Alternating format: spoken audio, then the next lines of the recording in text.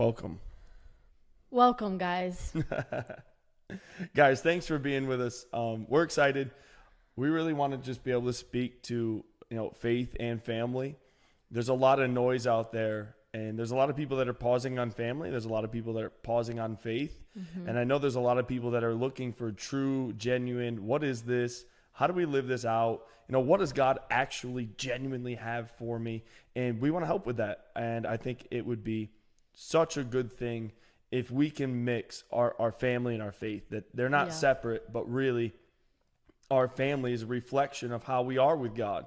Our marriage is a reflection of how we are with God. So we want to introduce ourselves before we get too far into this. That way you can kind of know our stories, and I'm excited to get to know yours as well. So this isn't just us. We'd love to, follow us on Instagram. Go ahead and comment below. We'd love to get connected with you and know who you are so we can build a relationship with you. So we're going to share our stories, where we came from, what we've been through, who we are now, and what God has done in our lives. And then we're going to get into some content. You want to start first? It's you. I'm throwing you under the bus. All right, I'll go. She says I talk too much. He does, and you'll find that as these continue, he talks the most. Anyway, my name is Mindy Spencer. It's a great last name. Been married to him now for almost 11 years. In September, it'll be September 11 1st, years. coming in hot. My background, real quick, I grew up in. I won't throw the denomination under the bus. We'll stay away from doing that. But I grew up in the church. To me, it was super religious. Really didn't like it. Parents were divorced. Dad's side was church. Mom's side was, hey, let's be best friends. You can do whatever you want. No church, no rules.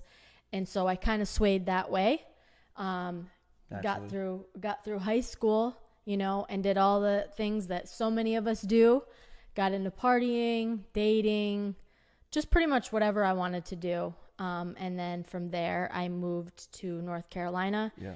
And my life just kind of spiraled out of control, super rebellious, filled with so much anger, dealt with intense anxiety, depression, all those fun things. And then really just became an alcoholic, drink by myself, got into some crazy relationships, physically abusive, and then found my way back here in the good old state of New York. Can't beat it. Can't beat it. Through all that, my mom and my brother started attending this church, and their lives radically were changed. My mom was set free from alcohol. She was an alcoholic, crazy story for a very long time, to the place where she tried committing suicide a couple times, and she was completely changed, different person. And I was like, what is happening? So I started attending church. I moved back home with the intentions of, I'm just going to get my feet on the ground and I'll move back to North Carolina. And that didn't happen, clearly. Didn't work. But started going to the church, and man, I kind of had an encounter with a good God, a loving God, and started to find out who he actually was and how he actually cared about me.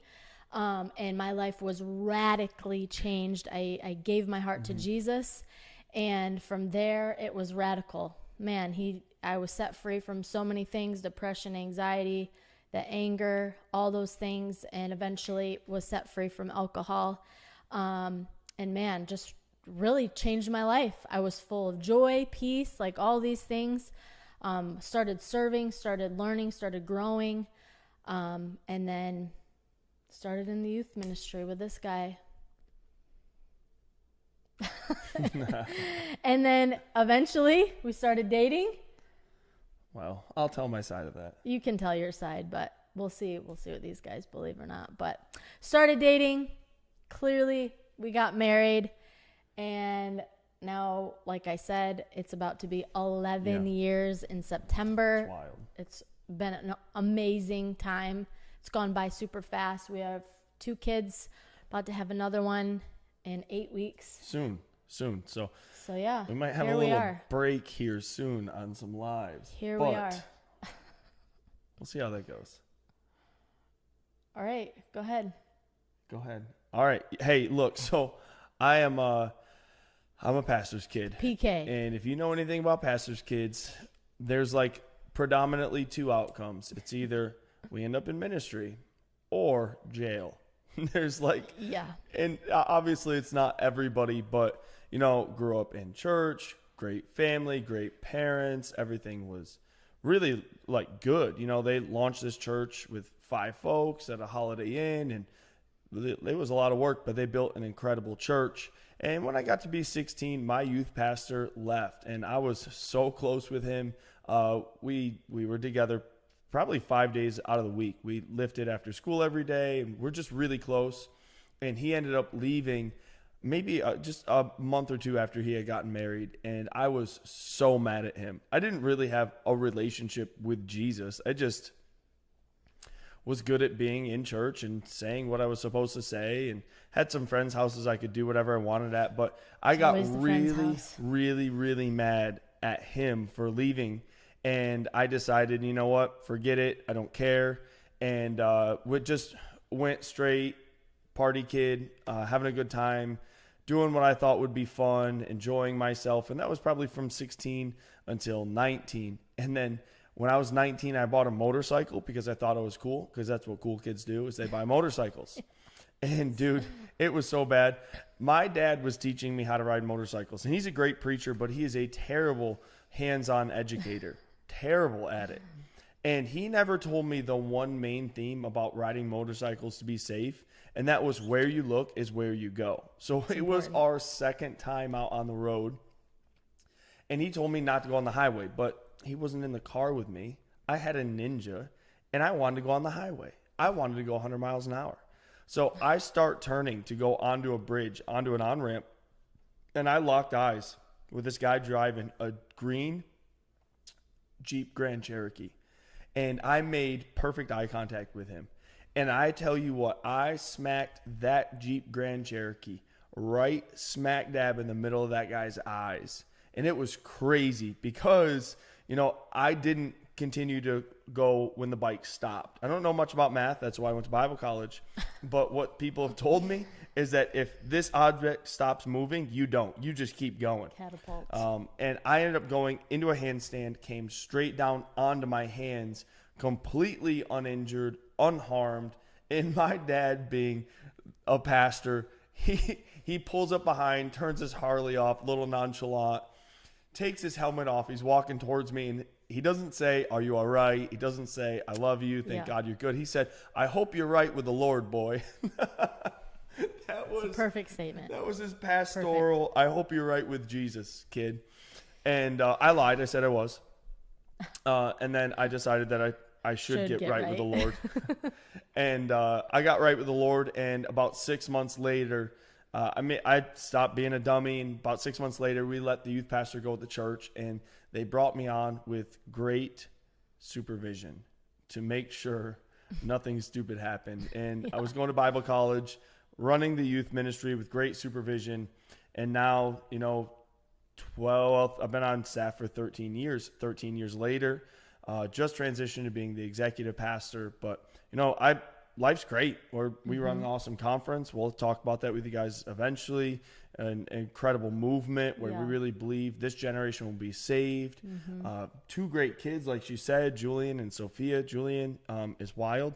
You've probably seen his video floating around Instagram and TikTok. And I'm sure we'll show it on here. Actually, I don't know if we can. I put it up on YouTube, and they flagged it as like inappropriate.